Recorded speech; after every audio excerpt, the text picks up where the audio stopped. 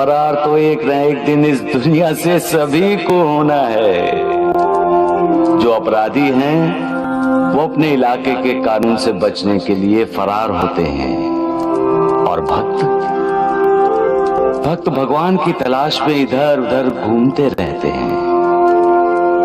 और जब भगवान से मिलने की चाहत तेज हो जाती है, उन्हें अपने आप भगवान का साक्षात्कार हो जाता है। किसी एक को बार बार गुमराह किया जा सकता है, सबको नहीं। बार बार असत्य बोलकर लोगों को उसे सत्य मनवाया जा सकता है, लेकिन असत्य कभी सत्य नहीं होगा, कभी नहीं। क्योंकि असत्य सत्य पर कभी जीत नहीं सकता, जीत हासिल कर ही नहीं सकता। ये संसार दुख, दर्द, पीड़ा, वेदना से भरा है। इसलिए हर कोई सुख की खोज में निकलता है, परंतु माया, मोह, लोभ के चक्रव्यूह में फंस जाता है। दुख तो अंत तक इंसान का पीछा करते हैं और इंसान उन पर विजय पाने की लगातार कोशिश करता रहता है, और उस कोशिश में वो सर्वशक्तिमान परमेश्वर को भूल जाता है। इंसान अपनी हार मानना नहीं चाहता और सुखी होने का नाटक करता है। लेकिन क्यों? हम सच्चाई से दूर क्यों भागते हैं?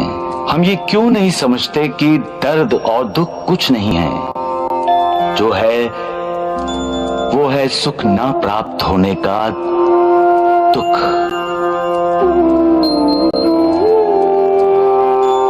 धन, दौलत, जमीन, जायदाद को मात्रा में तौला जाता है, लेकिन क्या यही इंसान के जीवन का उद्देश्य है? नहीं, उद्देश्य है मालिक को पाना, उस मालिक की भक्ति, उस मालिक का हर पल स्मरण करोगे तभी वेदना कम होगी, तभी दुख कम होंगे। संसार के दुखों से मुक्ति पाना है तो मेरी कथाएं सुनो। सुख और संतोष को पाने का यही एक सरल उपाय है। सिर्फ साईं साईं बोलने से ही पाप, ताप, शाप नष्ट हो जाएंगे। ईश्वर हम सब में वास करते हैं।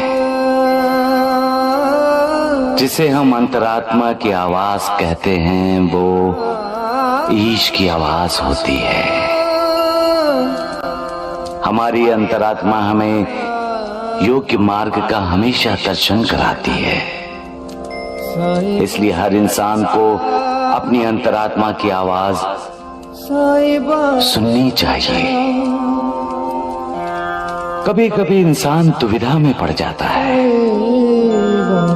क्योंकि जब उसके मन की आवाज उसकी अंतरात्मा की आवाज से टकराती है तो उसकी समझ में नहीं आता कि वो किसकी आवाज सुने। उस समय हमें अपनी अंतरात्मा की आवाज सुननी चाहिए, क्योंकि वो सच की आवाज है, ईश्वर की आवाज है। सबका मालिक एक। हम जैसा करते हैं वैसा ही भरते हैं। इसीलिए तो कहते हैं जैसी करनी वैसी भरनी। जो बीज बोएंगे उसी की फसल होगी, और वही काटेंगे, वही खाएंगे। प्यार करो, प्यार मिलेगा। आदर करोगे, आदर मिलेगा। और अपमान करोगे तो मान कैसे मिलेगा? कभी नहीं मिलेगा। अपमान करोगे तो अपमान ही मिलेगा, धोखा करोगे किसी के साथ तो तुम्हें भी धोखा ही मिलेगा। वो मालिक सब बराबर करता है।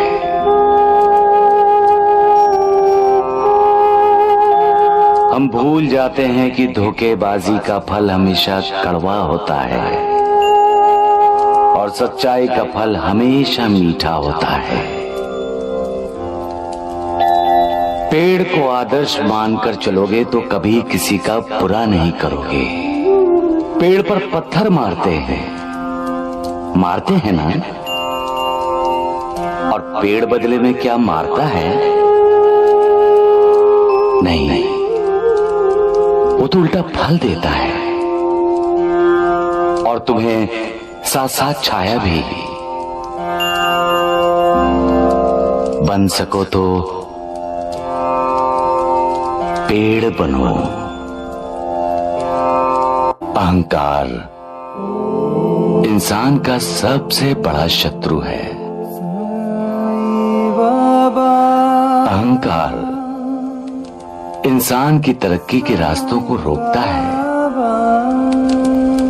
अहंकार की वजह से इंसान की अधोगति होती है। इसीलिए कहता हूं,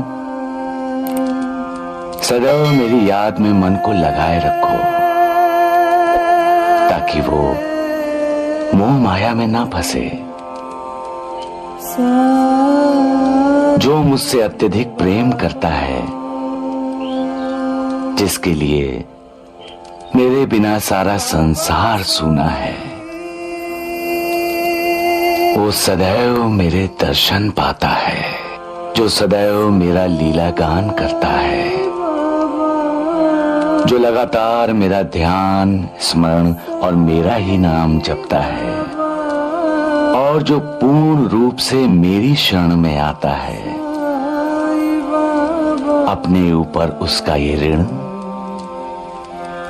मैं उसे मुक्ति देकर चुका देता हूं। जो मेरा चिंतन करता है और मेरा प्रेम ही जिसकी भूख प्यास है, जो मुझे सबसे पहले अर्पित किए बिना कुछ भी नहीं खाता, मैं उसके अधीन हूं। जो इस प्रकार मेरी शरण में आता है, वो मुझसे मिलकर उसी तरह से एकाकार हो जाता है जिस प्रकार नदियां समुद्र से मिलकर एकाकार हो जाती हैं। इसलिए अपना अहंकार त्याग कर अपने आप को मुझे समर्पित कर दो। सबका मालिक एक।